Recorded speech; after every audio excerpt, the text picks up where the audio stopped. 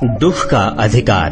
प्रस्तुत पाठ में जवान पुत्र की मृत्यु के 2 दिन बाद ही बाजार में खरबूजे बेचने आई मां की व्यवस्था का बड़ा ही मार्मिक चित्रण हुआ है। साथ ही लोगों की संवेदन शून्यता का यथार्थ भी उजागर हुआ है। मनुष्यों की पोशाकें उन्हें विभिन्न श्रेणियों में बांट देती हैं। प्राय पोशाक ही समाज में मनुष्य का अधिकार और उसका दर्जा निश्चित करती हैं। वह हमारे लिए अनेक बंद दरवाजे खोल देती है, परंतु कभी ऐसी भी परिस्थिति आ जाती है कि हम जरा नीचे झुककर समाज की निचली श्रेणियों की अनुभूति को समझना चाहते हैं। उस समय वह पोशाक ही बंधन और बड़प्पन बन जाती है। जैसे वायु की लहरें कटी हुई पतंग को सहसा भूमि पर नहीं गिर जाने देती, उसी तरह खास परिस्थितियों में हमारी पोशाक हमें झुक सकने से रोके रहती है। बाजार में फुटपाथ पर कुछ खरबूजे डलिया पर, कुछ जमीन पर बिक्री के लिए रखे थे। खरबूजों के समीप एक अधेड़ उम्र की औरत बैठी रो रही थी। खरबूजे बिक्री के लिए थे, परंतु उन्हें खरीदने के लिए कोई कैसे आगे बढ़ता। खरबूजों को बेचने वाली तो कपड़े में मुंह छिपाए सिर को घुटने पर रखे फपक फपक कर रो रही थी। पड़ोस की दुकानों के तख्तों पर बैठे या बाजार में खड़े लोग घृणा से उस स्त्री के संबंध में बात कर रहे थे। उस स्त्री का रोना देखकर मन में एक व्यथा सी उठी, पर उसके रोने का कारण जानने का उपाय क्या था। फुटपाथ पर उसके समीप बैठ सकने में मेरी पोशाक ही व्यवधान बन खड़ी हो गई। एक आदमी ने घृणा से एक तरफ थूकते हुए कहा, क्या जमाना है, जवान लड़के को मरे पूरा दिन नहीं बीता और यह बेहया दुकान लगाकर बैठी है। दूसरे साहब अपनी दाढ़ी खुजाते हुए कह रहे थे, अरे जैसी नियत होती है अल्लाह भी वैसी ही बरकत देता है। सामने के फुटपाथ पर खड़े एक आदमी ने दिया सलाई की तीली से कान खुजाते हुए कहा, अरे इन लोगों का क्या है, ये कमीने लोग रोटी के टुकड़े पर जान देते हैं। इनके लिए बेटा बेटी, खसम, लुगाई, धर्म, ईमान सब रोटी का टुकड़ा है।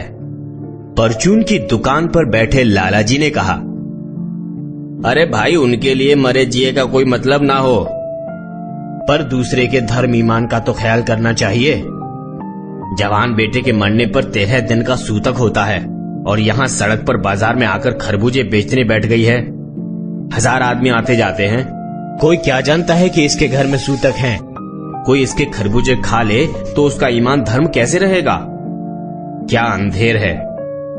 पास पड़ोस की दुकानों से पूछने से पता लगा उसका 23 बरस का जवान लड़का था।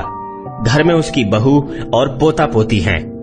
लड़का शहर के पास 1.5 बीघा जमीन में कछियारी करके परिवार का निर्वाह करता था। खरबूजों की डलिया बाजार में पहुंचाकर कभी लड़का स्वयं सौदे के पास बैठ जाता, कभी मां बैठ जाती। लड़का परसों सुबह मुंह अंधेरे बेलों में से पके खरबूजे चुन रहा था। गीली मेड़ की तरावट में विश्राम करते हुए एक सांप पर लड़के का पैर पड़ गया। सांप ने लड़के को डस लिया।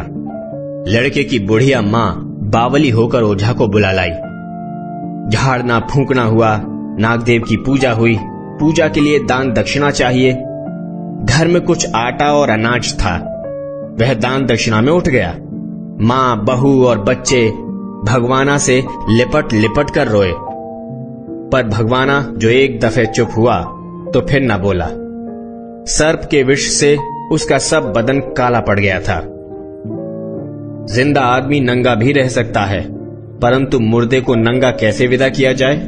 उसके लिए बाजार की दुकान से नया कपड़ा तो लाना ही होगा, चाहे उसके लिए मां के हाथों के छन्नी ककना ही क्यों ना बिक जाए। भगवाना परलोक चला गया। घर में जो कुछ चूनी भूसी थी सो उसे विदा करने में चली गई। बाप नहीं रहा तो क्या, लड़के सुबह उठते ही भूख से बिलबिलाने लगे। दादी ने उन्हें खाने के लिए खरबूजे दे दिए, लेकिन बहू को क्या देती। बहू का बदन बुखार से तवे की तरह तप रहा था। अब बेटे के बिना बुढ़िया को दुवन्नी चुवन्नी भी कौन उधार देता।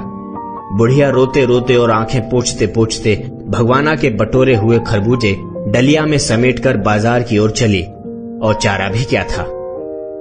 बुढ़िया खरबूजे बेचने का साहस करके आई थी, परंतु सिर पर चादर लपेटे, सिर को घुटनों पर टिकाए हुए फपक फपक कर रो रही थी।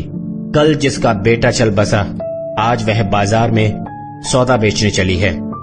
हाय रे पत्थर दिल। उस पुत्र वियोगिनी के दुख का अंदाजा लगाने के लिए पिछले साल अपने पड़ोस में पुत्र की मृत्यु से दुखी महिला की बात सोचने लगा। वह संभ्रांत महिला पुत्र की मृत्यु के बाद 2.5 मास तक पलंग से उठ ना सकी थी।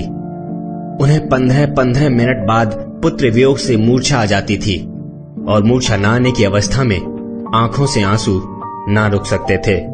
2 डॉक्टर हरदम सिरहाने बैठे रहते थे। हरदम सिर पर बर्फ रखी जाती थी। शहर भर के लोगों के मन उस पुत्र शोक से द्रवित हो उठते थे। जब मन को सूझ का रास्ता नहीं मिलता तो बेचैनी से कदम तेज हो जाते हैं।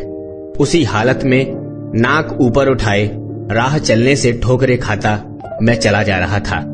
सोच रहा था, शोक करने गम मनाने के लिए भी सहूलियत चाहिए और दुखी होने का भी एक अधिकार होता है। लेखक यशपाल।